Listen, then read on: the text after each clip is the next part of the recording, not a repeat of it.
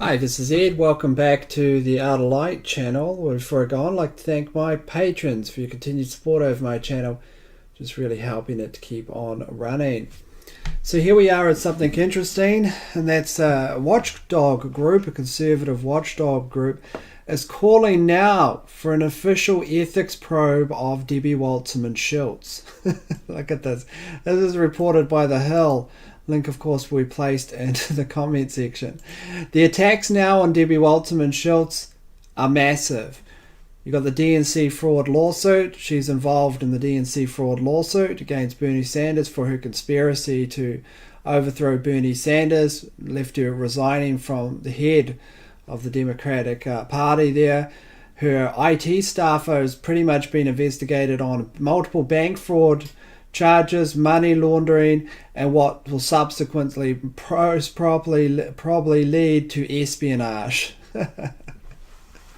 This person was paying the Imran Awan, the head of this espionage scandal, really 4 times more than a normal staff was worth, and doing everything she could to protect this person from prosecution, including threatening a Capitol Police chief, the Capitol Police chief, with consequences over not returning the seized evidence. You can't make this up. You can't even make it up.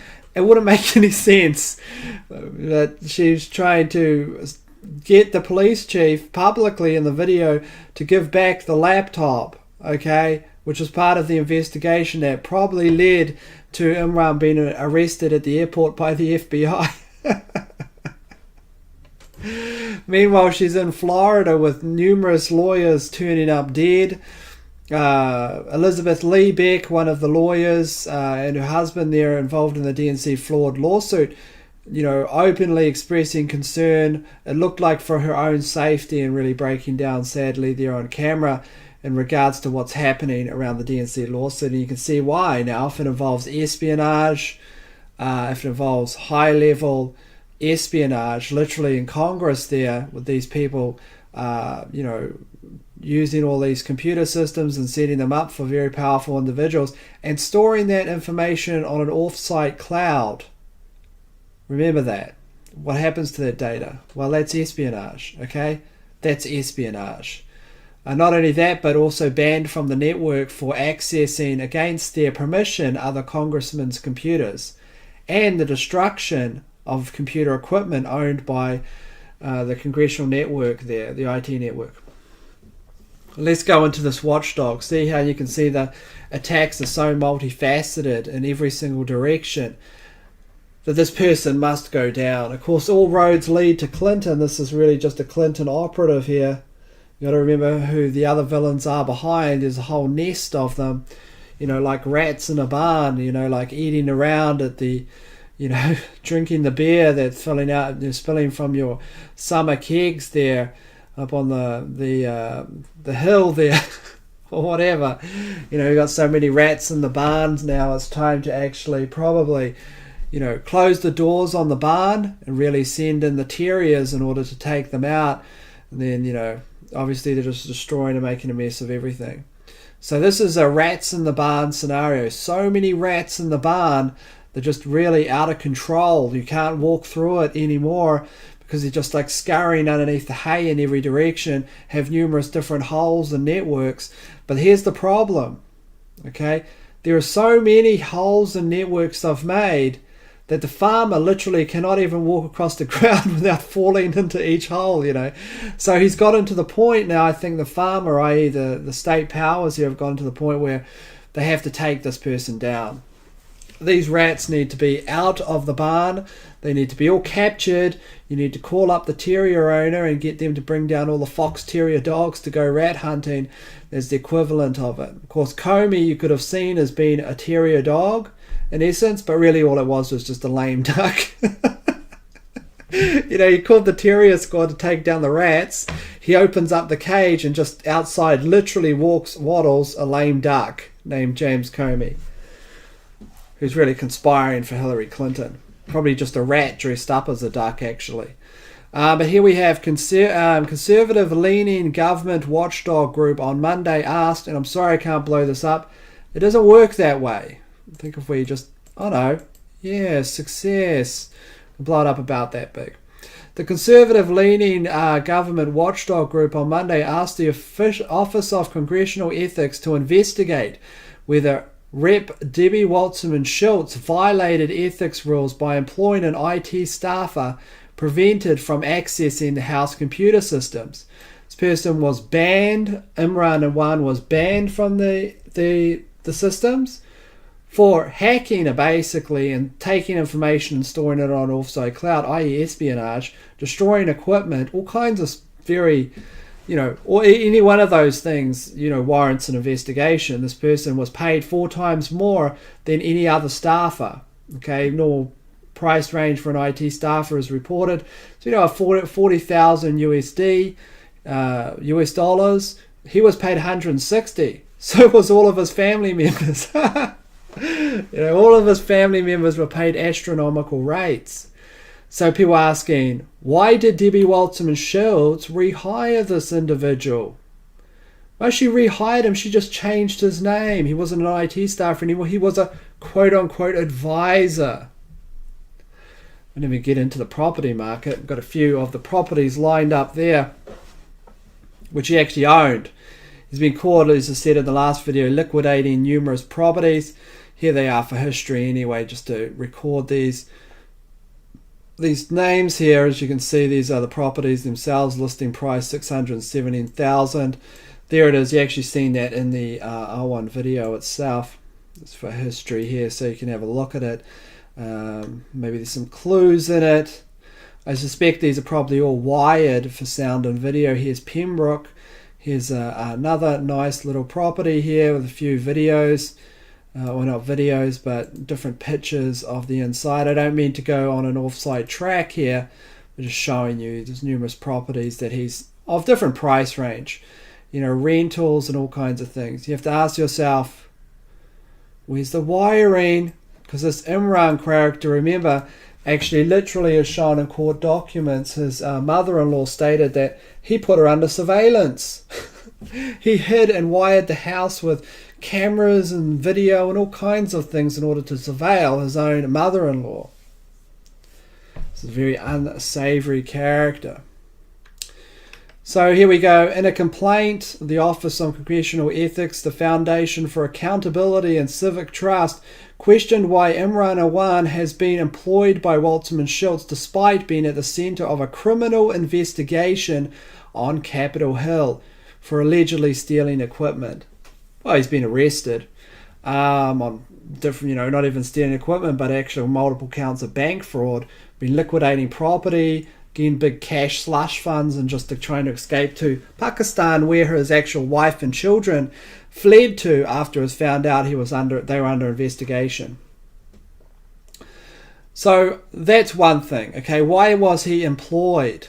Well, he just had his name changed. His role, I mean. Yes, but that's a good question. Why was he? Why was he paid so much money? This is just so dirty. So dirty in the barn now that you're literally, like I said, you can't even walk in without falling down another rat hole. It's like, there's another one.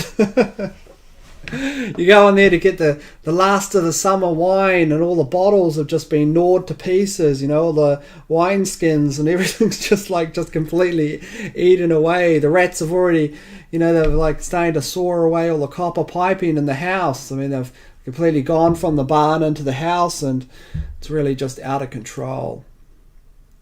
So other Democratic lawmakers who had contracted with Awan severed ties by March as the investigation became known, but Awan was not terminated from Wasserman Shultz employee until last week after he was arrested on bank fraud charges. Awan was still employed by Wasserman Shultz despite no longer having access to the House computer system since February. So this seems like it could gain a lot of steam, because on the other hand, you already have a special counsel has been sent to Jeff Sessions' desk to look into Hillary Clinton, James Comey, and all these kinds of things. Why isn't that signed right now? Why did Rosenstein sign it so quickly with Trump, but it's taking so long with Jeff Sessions? Now that might seem unconnected. That's completely connected with all of this. All of this is connected. Special counsel calls for a watchdog here. Debbie Wasserman Shultz, fraud lawsuit, Awan brothers. All of this is completely connected. Hillary Clinton, John Podesta, Russian scandal, book shattered, WikiLeaks. All of it is. It's all interconnected like a weave, a complex weave, where every single different thread you pull changes the dynamics of the overall wave, as it will. It appears that Representative, Awan was still employed. This was until February. It appears until Representative Wasserman Shultz, Debbie Wasserman Shultz, permitted an employee to remain on the House payroll in violation of the House ethic rules. After Awan was barred from accessing the House computer system, Wasserman Shultz continued to pay Awan with taxpayer funds for IT consulting, a position that he could not reasonably perform. So he could not perform that position of IT because he was banned from the network, but he was paid $160,000. Wasserman Shultz's spokesman, i.e., you have to get a pentagram for this person probably to show up if it's a spokesman of Debbie Wasserman Shultz. If I was associated with Debbie Wasserman Shultz, I would leave right now. I would leave the role right now. I wouldn't touch this. This is the Titanic sinking. Get off the boat. But the spokesman, David Damron, said her office consulted, this is Debbie Wasserman Shultz's office, consulted with the Health Chief Administration Officer to figure out how to keep the Awan's services without accessing the House network. Well, what's their role then? They don't have one. Why has he been employed for a role that he cannot do, and why has he been paid 4 times more than he should be? Just questions. So, the thing that came from the lawyers and the same narrative that's been rolled out is that it's all just a conspiracy. Get your tinfoil hat on. This is all just a conspiracy. Damron accused fact, this is the name of it, this is the watchdog, I believe, if that's the name of the watchdog group, I think it is. Let's have a look up here. I can't remember the exact name of, yes, I think that is the name of the watchdog itself. I'm unsure. I think it is. Of acronym for it. Of pursuing the case for partisan purposes. In other words, the complaint that, actually I don't know what that means, actually someone will have to tell me in the comments section. I think that is the name of the watch group. In other words, the complaint that this right-wing group says it's fulfilling is entirely baseless. It's no surprise that they would nonetheless file it against one of Donald Trump's fiercest critics. Brave! She's so brave! She's so brave and fearless. At a time when the administration is trying to distract from its internal turmoil and destructive healthcare efforts. Yes, this is all just a distraction. That's why the FBI, came in with the Capitol Police, came in with, US Customs Protective Services or whatever the name is. They just came in like a swarm of agents with guns and badges and all these kinds of official things, warrants and all these kind of things, to arrest him while he was fleeing the country. While he had wired over hundreds of thousands of dollars to his wife, who fled the country when she was aware that she was under investigation. Yes, it's all just a conspiracy. And can you see how this just is not working anymore? The lawyer even inserted Pizzagators. Pizzagators were behind this. Pizzagators brought down one of the largest conspiracy rings we've ever seen. Well, if that's a case, then what's wrong with the Pizzagators if they're proved right? It isn't Pizzagators, of course. It's researchers from all kinds of different spectrums all over the map. So Wasserman Shultz eventually fired Imran the day he was arrested at the airport.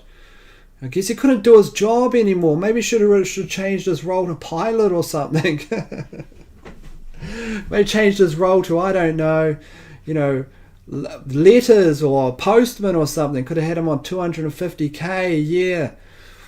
So that's pretty much it. There's just another watchdog investigating this very absolutely corrupt individual.